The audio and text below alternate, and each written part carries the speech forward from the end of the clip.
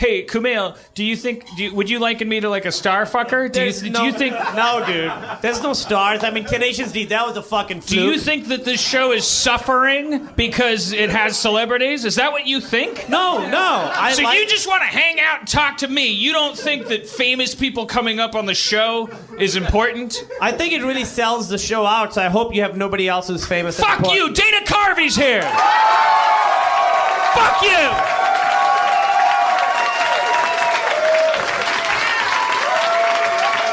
Isn't that fucking special?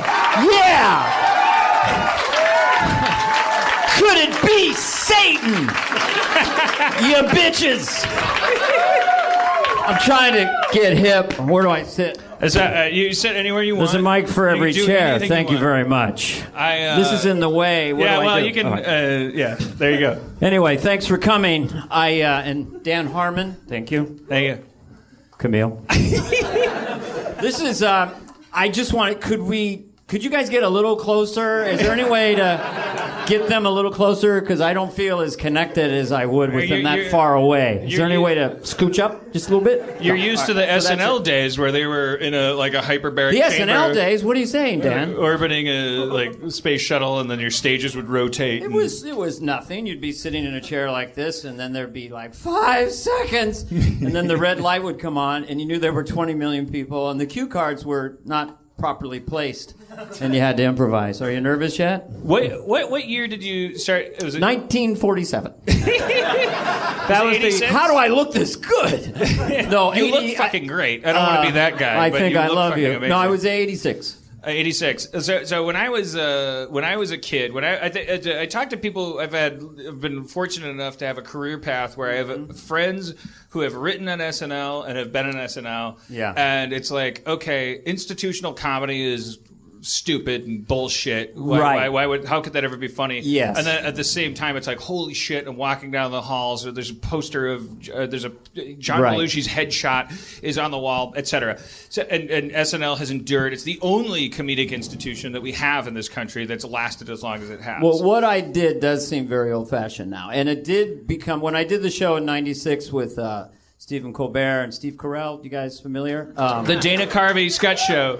By that point, we thought I discovered that it was really considered corny and hack to have a character with a catchphrase that you would repeat, But they're hard to come by. Right. I mean, well, isn't that special? My God.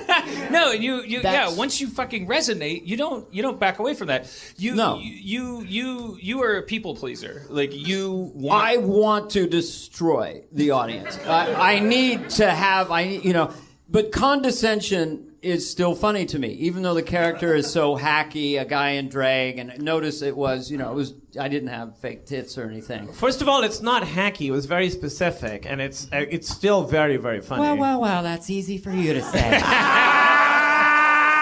said my boner just started. But condescension is funny, and she's the ultimate patronizing. It starts with we. We like ourselves, don't we, Dan?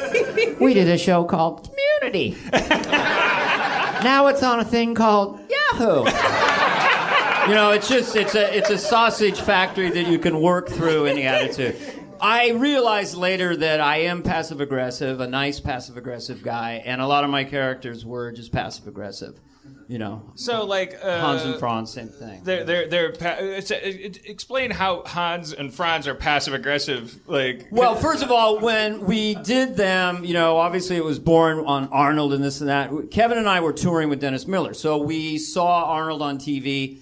And we loved how he always wins, Arnold Schwarzenegger. Everything is organized. So this is what he said. You're on the road and you get to a hotel. I'm just quoting.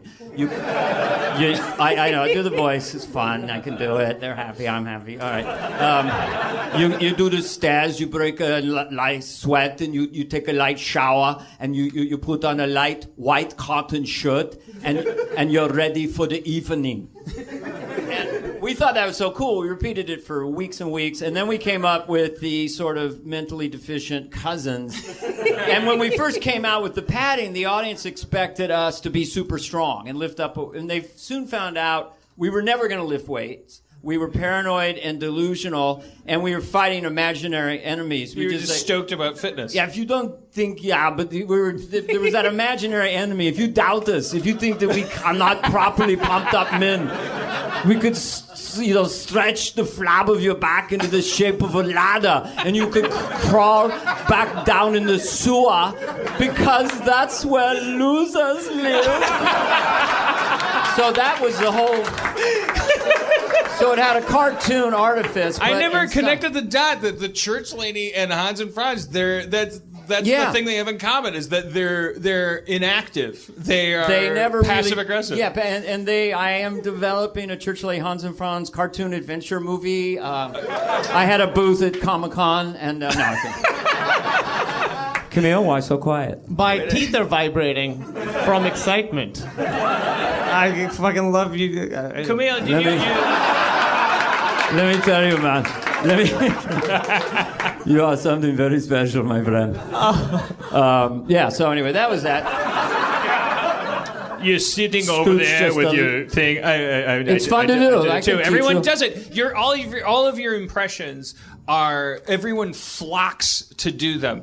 No one knew how to do an impression of George Bush until you did it. Mm-hmm. I went to school the next day. I told you backstage, like I was in sophomore year. I remember I could tell you the color of the walls. I could tell you what was on the jock straps on the floor. When I gained respect from the guys that would have otherwise been beating me up, because I did my huge air quotes, my impression of Jimmy Stewart. Oh, Jimmy Stewart! I thought you were going because for I had Bush. Watched Let me hear SNL that. and you had done your and then the jocks would go like, "Hey, Harmon, do Jimmy Stewart." They don't know who the fuck Jimmy Stewart is. Neither did I. Right. I knew that you. But you've seen It's a Wonderful Life, right? No, Not no. really. Okay. Absolutely so not. Can we hear your version? So I would go, I can't get my locker open. Now you do yours. I worked that thing for 20 years. There's nothing funnier and a visceral comic sense than Jimmy Stewart swearing. So my first bit ever in the 70s in college, doing stand-up in these shitbox clubs, something familiar. Anyway, I'm doing William Shatner. Anyway, it was like Jimmy Stewart as a waiter. It'd be like, yeah. So do you know what you want to order? Because you want to go slow and kind of, So you don't know what you want to order? Yeah. So you're gonna make me wait. Yeah. Well, fuck you. It's always funny, right? It's only funny when you do it. And you did a million of those things, and like we fucking stood on your shoulders. I would go to high school every day, and I would be the funny guy in high school because I did impressions of your impressions. I copied Jimmy Carter from Dan Aykroyd. I used to record it on the TV and stuff. But because a lot of times I didn't. What was your relationship with SNL when you were how old were you? Well, I was. 1975? Was that when SNL started? Didn't know basis, but I was... Don't ask, don't tell. But... Why is this white? I need some pepper. No, I was 20. I was 21, 22, 23, 24, whatever. And it was this new show. It was a variety show for hippies. And they were badass pirates. To me, John Belushi and Bill Murray and those guys, they would beat you up or make you laugh, So I was completely in awe of the show, and I auditioned for it 3 times for you guys out there and women who were trying to get on the show. Meaning that 2 times you went out there to New York, you stood on a stage in front of, and I've talked to people, No, mine was one of the worst ever. Get this, okay? The Comedy Store. Saturday Night Live people are out there. It's like 84, 2 years before I got the show. One comic after another, no MC, just and now somebody. So at midnight, this comedian named Sam Kinison goes up. In his prime, who I thought was maybe the best stand-up ever, arguably the best stand-up ever, destroys, dismantles, levitates the room. I'm off the side, and now it's Dana Flunkum with somebody, I go up, I'm going, isn't that special? Then that dead silence. I'll never be on Saturday Night Live. I'm an asshole. You were just going around. Oh, yeah. Isn't that special? I had 5 minutes. Special. Isn't everything special? Isn't that special? Isn't that special? I don't know. And when are people going to realize how special everything is? In desperation, I went, well, fuck you. And I still didn't get the show. So I didn't, So but you stopped me in the middle of that. So you go out when you audition for SNL. Right. You go out to New York. You go out on a stage. There is absolutely no, from what I've heard. Right. There are 8 people sitting in the back of a dark room. Yes. They are instructed not to laugh. Yes. There are video cameras pointed at you everywhere, and because you've walked past the writer's room on your way to the audition, you fully know that there is a feed to the writer's room. You can see that there is a room full of sarcastic, snarky writers who are watching every audition in their own room. You walk past that reality and walk out onto a dark stage under a thrust. And Lauren, I realized later, wanted to test you because I'm bombing out there. I was doing chopping broccoli on the piano and doing these things. And then there was a pause. It was Lauren and Nora Dunn and 3 other people. And Lauren said, do you have anything else that we could see? Is there anything or are you just going to do that? And I realized... Are you just going to keep chopping broccoli? Is that it? Isn't the broccoli chopped at this point? At this point, I would think you could... fucking chop broccoli. I'd say the broccoli would be diced at this point.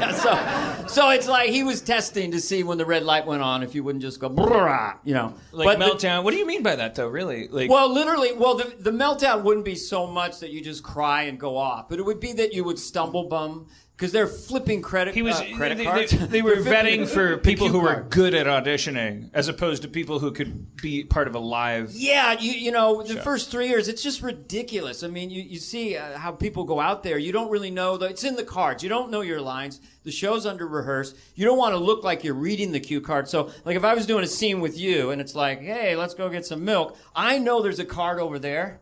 So I didn't want to just do the split thing. God forbid. So I'd go, let's go for milk, and then I would kind of look over there for my next line, grab it, and come back, And Phil Hartman was the best at that. They weren't testing for that in the audition, were they? Let me back up one story that's a little interesting. So I auditioned at the Comedy Store in the Improv. I always bombed. I didn't get SNL. It came around again in '86.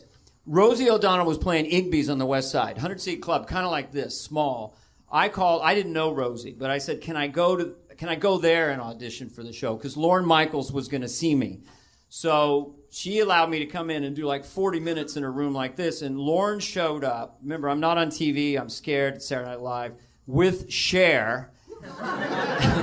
And the president of the network at the time. Right. So it's just like I was just so scared and so nervous. But it was a regular audience like this. I did okay. That really helped me get the show. Did you talk to Cher? No, I never really liked her. So you probably don't have like a really good Cher impression. No, I never worked on Cher. Do you want to hear mine? Yeah. I don't know. I like it. It's based on someone else's. Half-breed. Oh, yeah. Half-breed. Oh, so you can't have a Cher impression without Do you want me to Christmas hear? lights. How about Jimmy Stewart explains the banking crisis? Because all I ever knew about banking was from It's a Wonderful Life. Mr. Potter, there's a run on the bank, kind of thing. So here's what they did, see. You see, Morgan Stanley and Goldman Sachs, see, they took the bad mortgages and they packaged them into an investment vehicle, kind of like a security, see. Yeah. And then they got Moody to put 4 stars on them and S&P, and they sold them to investors, but they knew they were bad. So they did a thing, they shorted them, see? So they bet against them while they sold them. So if they lose, they win. If they win, they win. And they put together, well, fuck you. Okay, now... This is the first time... Making Jimmy Stewart contemporary. This is the first time I've understood the housing crisis. I never fucking paid attention. You know but what? Now I'm like, those fuckers... It really is kind of that simple. It feels like you're in a taking requests mode, so I'll do and say whatever. I'm not going to make you do anything. I'll do and say whatever. But I would only say that it would be interesting to hear what would happen if Ted Kennedy... Ted Kennedy? When I returned, Mary Jo and the car were gone. If Ted Kennedy got into a hotel room and found out that Kirk Douglas had the same hotel room, and that because the hotel was overbooked. Can I do it with Burt Lancaster? Okay, all right. Burt Lancaster is there too. I did a movie with Burt Lancaster and Kirk Douglas.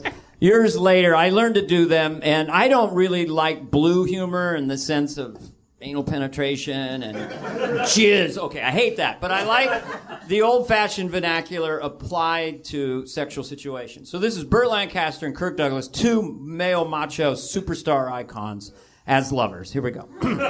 This is what made John Lovitz throw up in a parking lot.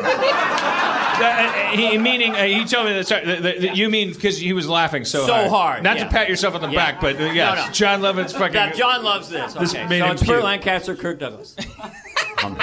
I want you. I want you very bad. It doesn't mean we're gay. We're two men having fun.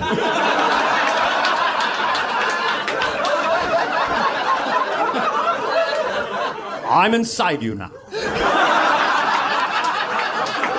I want you inside me. And I need you. I want all of it. And I don't want just the stem. I want it all. All right, son, slow down. Don't keep bucking around like that. You keep bucking around like that, I gotta pull out and splooge all over your backside. That's the poetry of it.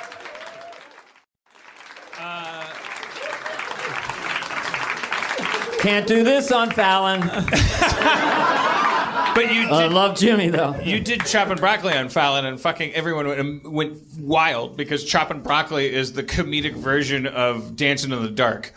Like you're the Bruce Springsteen of comedy. Well, it was Jimmy's idea to do it with an orchestra this last time. I don't know if you saw it, but I only did it once on SNL, and I did it the very first show. Right before the end. You did it in your stand-up special, right? And That's then what I did first it in saw stand-up it. special. Yeah. But I only did it once on SNL. So I don't know why it resonated. It's so stupid. I think there's a ton of people in this audience probably. I think the median age is probably 25. And I think that probably, without doing a lot of math, I think that puts them around the age when I was 10 years old, Martin Short was like, that's how I learned about comedy. I think the irony is that actually in SNL terms, Lorne Michaels wasn't even there. Those were the Ebersol years. No, not that year. I love them. But I was like, holy shit, Martin Short is the fucking... And I would just go to grade school and I would do... At Grimley? Yeah. Yeah. And I would do everything that Martin Short did. That's and my hackness extended to high school. I was still... And then I was doing you. I was going, I'm in Jimmy's door. Can I go? Right. Can I be on a date with you? I'm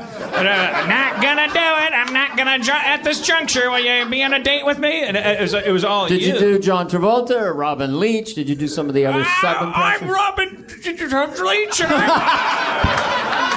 They're all kind I want a Christmas tree with lights. I'm Robin Leach and I'm yelling and I don't know why.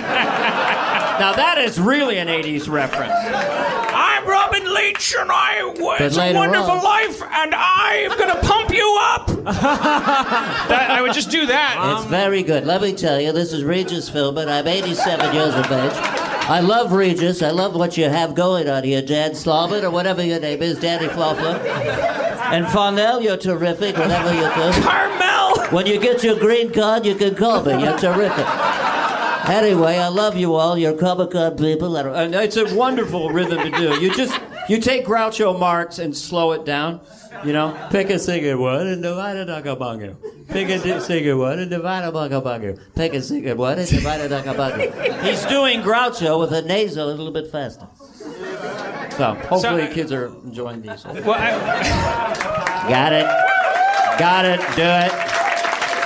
I don't want to keep you. Yours better. How did you? No, mine are great. Can I ask you a question? When did you know you could do impressions? I feel like there's a certain people are just good at them, and certain people are just bad at them. And in the good part Obviously, some people are better than others. You're fantastic. When did you realize you could do that? That I could alter my voice. Literally, really, it was when we had the Beatles came on Ed Sullivan. I was 9 years old. And we had a Collier's Encyclopedia LP where the Beatles were being interviewed. So the first altering of my voice when I was 9 years old, and I had 3 older brothers and a younger sister, was I was able, and I'll do the bit, it's like I go up to my mom, after the Beatles are on, I go, hello, Mom, do you think I could get me some pancakes? It's like a very musical. Yeah. So that was the first voice. You've been getting fucking pancakes ever since, Pancakes, And it's still, I do these for myself sometimes. I mean, it's very comforting to be in this persona. It's very, here we are, you have a little gooby, it's do, I mean, it's very, because McCartney is the most humble genius in the world. He won't go, you go, Paul, I just want to say, we did some plunkers, John would get a guitar and we'd face each other and we're plunking, and I'm looking at him, he's looking at me, and we're plunking away. And that's how we came up with Abbey Road.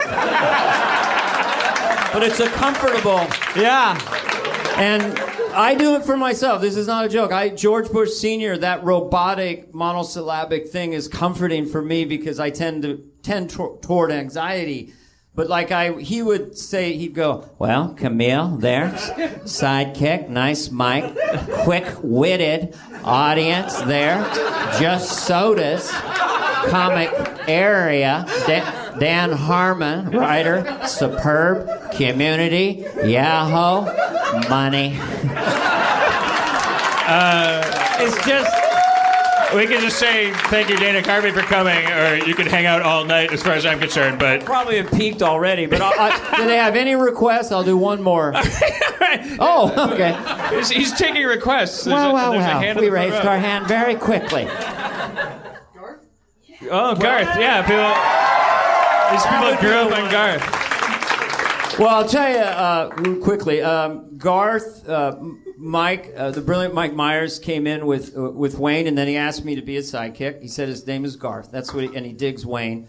And I saw that he had brown hair, so I remember I went through the makeup area, and I saw I could do a blonde wig, and I could wear those kind of Peter Sellers glasses. And then I didn't really have a construct for the surfer dude nerd, like, what are you doing? That kind of thing. Which is, we'll do it how I ruined Wayne's World 2 we can do next time. But wait, you by bad makeup and pushing too hard, yeah. Did you produce Wayne's World 2? Why would you take... why would you feel guilty about Wayne's World 2? I was 38, and there was a line in the movie that Garth just got pubes, So, and I'm 38 playing the character, and so the edict was we got to cover my 5 o'clock shadow. I'm not Richard Nixon, but if you watch the first movie, I have very light makeup. So they tried to cover my 5 o'clock shadow. By the time they did that, then they caked it on. So I look orange. I look like an orange Betty Davis in the second movie. And then my performance. But anyway. But what does that have to do with you? This is what's fascinating to me about you. Right. Your self-effacement, your self-awareness, your accountability. In the face of being a fucking icon, who is this guy who does Jim Carrey hasn't come out here yet, but I think there's a kind of archetype that we have in our heads where we're like, oh, this guy that comes out and he makes everybody happy, he's this clown.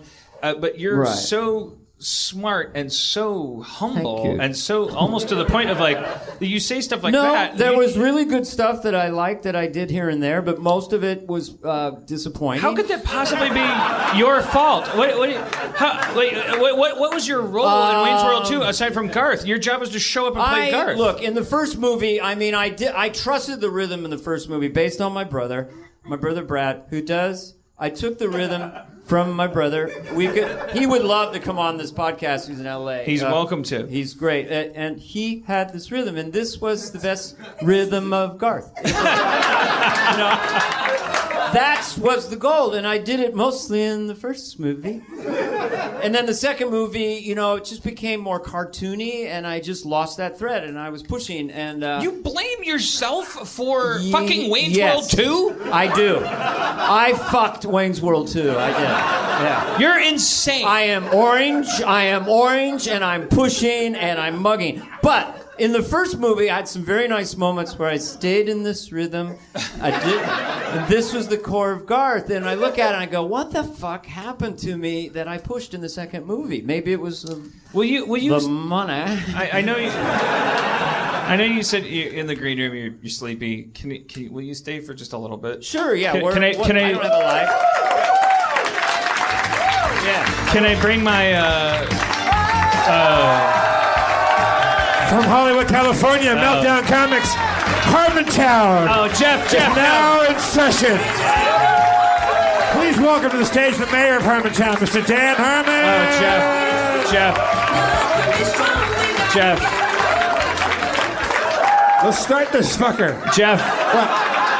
I imagine you driving here, reading Twitter, and being like, "What the fuck is going on?" Tenacious D, Dana Carvey. Tenacious D was here. Yeah. Oh shit, Dana Carvey. Hello. Jeff, we started without you. Now, what I was gonna say is, I overslept. I set my alarm for the wrong. I set my alarm for AM instead of PM.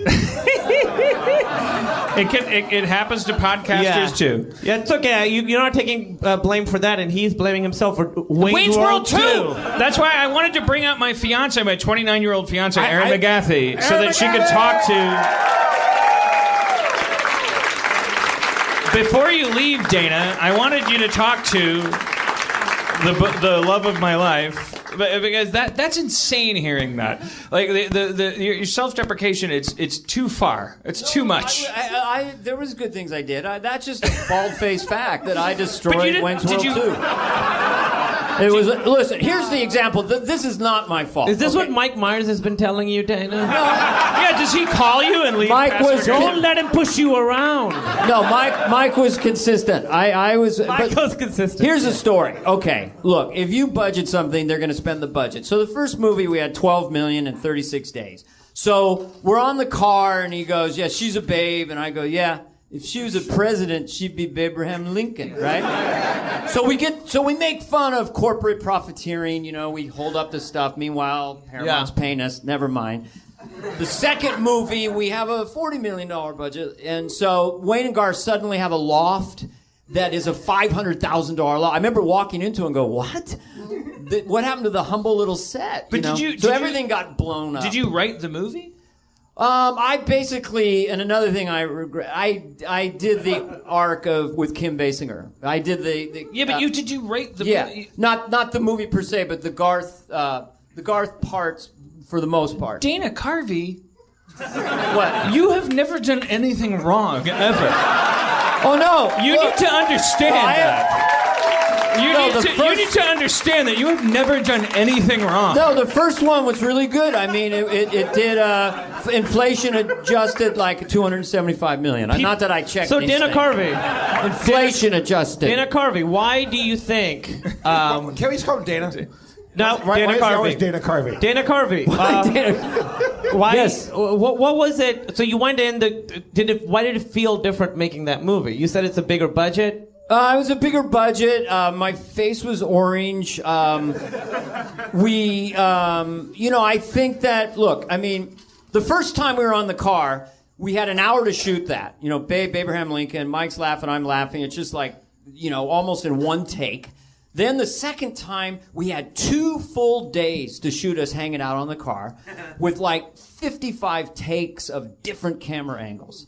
So you tend to get bored and you tend to push, you know? I mean, that's all. That just happened to me. Are you looking back on Wayne's World 2 as being some kind of point where you think... Are you thinking that you did something wrong on that movie? No, I don't think I did anything wrong. My instincts were a little off on that one, but they were spot on the first one. So 1 out of 2 ain't bad. I can't... Is this I have to apologize? Is this going to be on Twitter? No. I think it's important to have that conversation. I've never well, there's many other regrets I have. So. What's that, baby? I can't can't handle this show emotionally. I'm losing my fucking mind. My hero. I can't deal. She loves Mike Myers. I do too. Story. She loves Burt Lancaster. Such a thrill. I have had the opportunity to meet many famous people. I can't. So. I'm not completely. It's not like I will there start was stuff crying. that I liked. I love Massive Heaven and Harry. I love the McLaughlin reports. I love the Carsons I did with Phil. There's a lot of stuff I did like, and I liked the first Wayne's World, but second one, I fucked it. When I was in high school. Dana, backstage I told you I really like you, and I said the words, I don't care about how you feel about this emotionally. I know that I'm embarrassing you, but I like you so much. Thank you. You talked to my woman backstage? I don't want to derail the conversation. Please say you wrote a song. I really want you to break into song right now. When I was in high school, I had a Yahoo email account, and after speaking with Dana... You had email in high school? I did. Wow. Yeah. She's a lot younger. And I told Dana backstage that when his first HBO special came out in 95? Yeah. I recorded it with my little tape player. Kids, there used to be these boxes with tape inside them. I recorded it, and me and my brother both had copies of it. And when we would walk to school, we would look at each other for 2 years. We would look at each other and be like, and go. And we would listen to Dana Carvey's special on the way to school together. And I was like, I feel like I may have written a diary. All that makes me feel is like I wish I tried harder.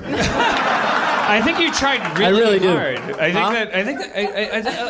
don't know if she's queuing something up. I don't want to derail her, no. But the overwhelming feeling I have when I hear you talk about yourself, because I don't think you're fishing for it. I think you're a guy that worked really hard from it. Because we didn't even talk about the fact that you were on this Meg Ryan sitcom when you were like our public consciousness of you was like, oh, you were on SNL, and then you were on SNL, and then there were our radar blips and stuff. But you worked your entire life. You tried to make people laugh the entire time, and you never stopped. And I think that there's a million people that we look at publicly and we go, oh, that guy, he thought he was something, and then that's why he did this. I think it was like you were Church Lady, and you were Hans and Franz, and you were doing the shit, and then everyone loved you. America loved you. Right. And then there were a couple movies where you were like with Nicolas Cage, and you were going, hey, I'm a cat burglar. And it was fine. Is it Blank Slate? Trapped in Paradise. Clean Slate. Yeah. That movie's awesome. Clean Slate is a fucking great movie. Oh man. Well, I won't even go to there, but yeah. But I'll tell you what happened. The idea that you're responsible for Wayne's World 2 not being as good as Wayne's World 1 it's fucking insane to me. That's so insane. It wasn't totally mine. I just was disappointed in my instincts. But what happened to me is I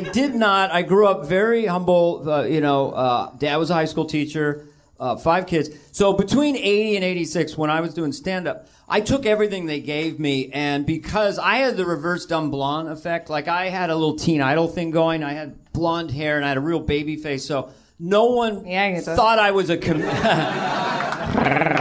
it. No one thought easy. I was a comic. Yeah. I don't like where I'm sitting either. Like a piece of bubble gum that can make children. But that's why I did all those straight roles.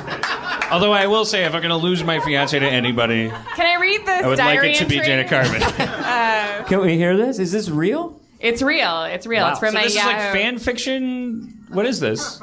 This is with my Yahoo Mail account. I would email myself, and you guys have done this before, like sent yourself. There's no need for you to shake your head so aggressively. I'm not really looking for people like you. I'm looking for other people that are like, yes, I don't need you to say no. I'm glad they're getting married because I've just kind of got to know this dynamic, and it seems like perfection. It's really like... I do love you immediately jumped into couples counseling us upon meeting us after 30 seconds. Stubbornness is the key to a long relationship. If both are stubborn, I hate you, you hate me, but I ain't quitting, you ain't quitting. with my Yahoo Mail account, and I still do this with my current account, I'll mail myself diary entries, basically. It just like, I'm angry about this thing. I like this thing. But I had a feeling that maybe I talked about Dana Carvey in one of these entries, and I searched his name in my Yahoo Mail, and an email came up, and it's very short, and I would like to read it. So this is you as a teenager. This is me. I feel like this is your life or something. This is embarrassing. Go ahead. I want to hear it. It is. Yeah. This is you at what age do you think? 2001. So 13 years ago. 16. But 16. 6 years after the special. Yes. So you weren't old enough to do anything when 9/11 happened. Hey, none of us were. That's true. Everything changed. That's true. Good point, Kumail. We were all children before then. We were all 16. America was 16. Yeah. We were only 16. Only 16. All right. Read it. Okay. All right. What the fuck? Oh. It's my heart playing. Okay. I'm gonna read it. And I would only feel comfortable reading this on stage. With Dana Carvey. Subject, Dana Carvey. It's my fiance. I'm just going to read. I'm saying this to myself because I'm going to read through this and I'm not going to editorialize because I will feel compelled to do so because I don't think I sound very smart. Just present it and we'll judge it. Okay, it's very... That's a tradition as old as time. Until this moment, I haven't really felt that we were friends, but in this moment, I feel like we are friends. Just read it. It's going to be very sweet. Okay, I'm very excited. It's very short. Okay. I'm very excited. Hello, older me. Oh, God. How are you? I'm okay, but I'm working thought things. Can I judge you right now? No, it's very short. Here is personal and real thought.